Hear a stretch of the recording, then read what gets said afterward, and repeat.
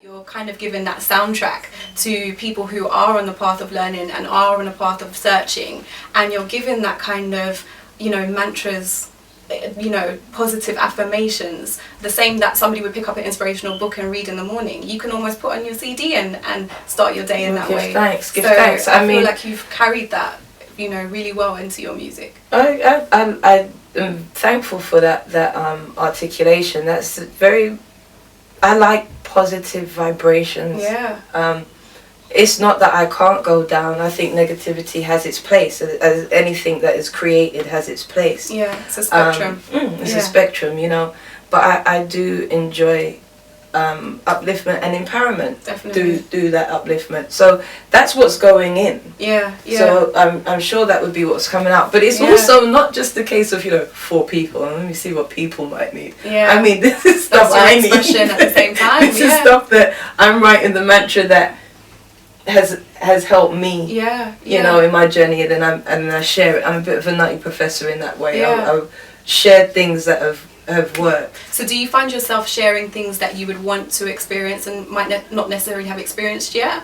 Or that's a good one. Is it kind of more like, this is where I am, this is what I'm putting out? That's a great question. I think I definitely did that in my earlier stages of my career. I think there's no way. I was 21, Marsha was 23 when we were writing Floetic, So there's songs on there like Hey You sounds like it came out in 1974, and I wasn't born then. So there is a side of it that I definitely think there are some things that were written ahead. I mean, even Sunshine, that actual song really depicts what happens with Floetry. It's an interesting one that you said that, because I remember the pain that was kind of depicted, that rawness, and I remember playing that and kind of thinking like you couldn't almost play the whole album one go because there were so many positive tracks, and then that one was like that just hit me. I remember the label guys were like, thanks for the video that never got shot. But it was talking about your friend being but funny enough, at the time it wasn't what was happening at the time. Yeah, it was almost in hindsight, it was premonition. It was what was occurring and what was to come. Yeah. So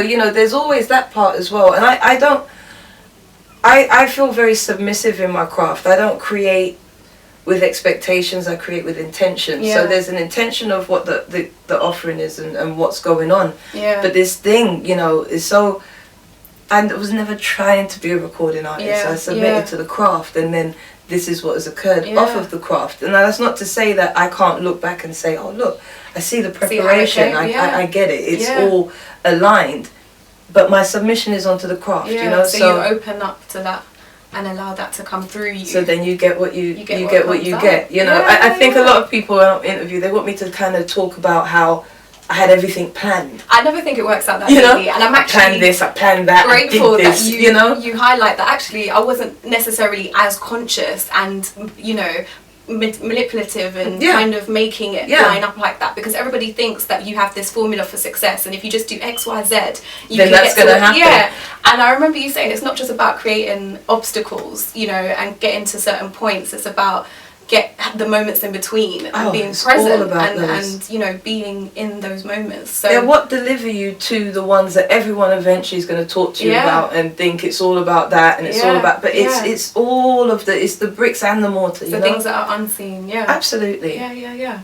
So when would you say you feel closest to source energy? I stay close. I can tell you when I felt the furthest away from it, and after that I didn't go that far again, ever again. When were you furthest from it then?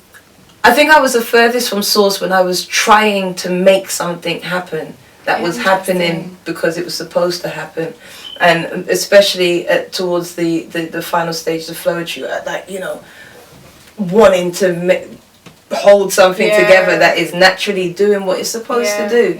I think I was my furthest away. I was at my most rebellious stage. I think humans are in a stage of rebellion with source, like I want to eat strawberries all year round. They're just rebellion. No, we will not bow to you, nature. So I tried to at one point hold stuff and I can figure it out and I can do it if I just do this and I just do that and I just do this, and then The second you think it's you, then you get that weight. Yeah. It's like, okay, go ahead. Yeah. See how that works out. See how it works out for you. Handle all of this that's been happening. So you felt like it was the kind of natural inevitability, the kind of the parting of Oh, you absolutely. and Marsha. Absolutely, yeah, absolutely. There's actually no... I think if it wasn't such a time of negative promotion, in the sense of the media, just very like, you know, who's at war, who hates each other, let's find out. Those are the type of things that are promoted. If it wasn't such a time like that, if you take it back a bit, then I don't think that, because there's not actually a horror story underneath it. It's very natural. It's you know, this being my lane, inviting Marsha into this poetry world. Not Marsha's there. Marsha's from the R&B world, you know. And then at some point she it's wanted almost like to do what resonates wasn't anymore, and it's that kind of energy. And where it's it needed okay to go. because everything was blessed. The group, the whole journey was so successful. And what you created was an amazing movement that people still listen to that music that can now. do what it needs to do whenever it needs to do it. You know, it is what it is, and it launched the two of us into amazing journeys. It was a vortex that opened. And before it opened, it was one that I was kind of really bowed to and learning from. And then it opened up and did so many things. The transition to being, you know, slimmer now, one, how that happened, but two, whether that was a choice or whether it was kind of just a natural slimmer process. It's so funny. How do you find the change in reaction? You know, well, first of all, the moving to America was interesting because the food bloats. And then it got to a point where I can't lift my eyelids, man. This thing is killing me. And you know, also they've got size differences, so they're like two sizes apart. It makes you feel alright. I'm still a 10. I'm still a 10. Yeah, and then you get to you're like, back home, they're like, well, you know, England's good for that anyway.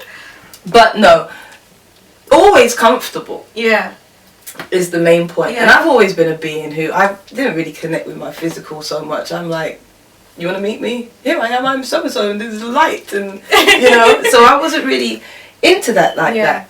But there were a lot of things that came with getting into the industry, because, you know, there's a lot of, whether it be the lesbian marker went on us, you know, big girl marker went on us, you know, that kind of happens when, you know, you're put into it, you're being packaged, so they package you up with stuff, and you realise that. Now, in terms of losing weight,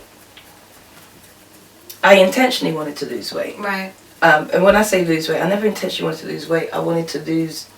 I knew that I had toxins in me. So you wanted to, for more of a health reason, you wanted to release some of that. That's where that started. Then a nightmare occurred, and my group was going, and I didn't know what was happening, and then heavy stress. So it was the kind of grieving from that process. So it was a bit of both. And then it gets really strange because people start giving you compliments. And people were giving me compliments when I was, in my own mind, sick. I wasn't well. I was devastated. I was down. I was at my lowest. And people are like, wait, you're a size 2.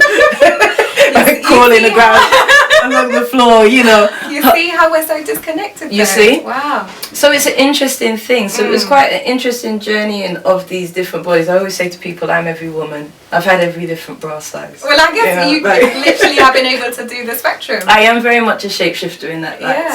So it's been an interesting journey, but I really am not a physical... I don't think surface out. I really am so inside myself.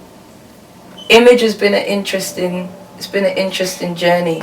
And cutting your locks, was that kind of momentous decision for you, or how did that come about? I knew I was going to cut my locks for about 18 months. I never cut my locks in any form of negative energy. I love my locks. Loved them. I love them too. I had those pictures there. Like, I had locks when I was younger.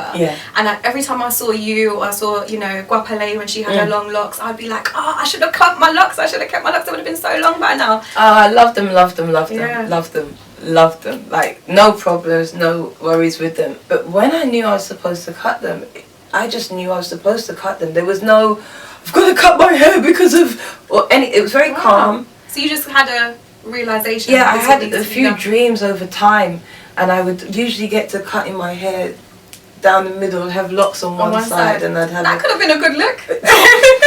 Alec Gray on it. So I had that a lot in my. I would dream it. So it was very interesting because Floetry, my hair, the things were kind of invested in it. Yeah. But it was time to cut. I didn't want to cut my hair because they were too heavy. It wasn't anything like that.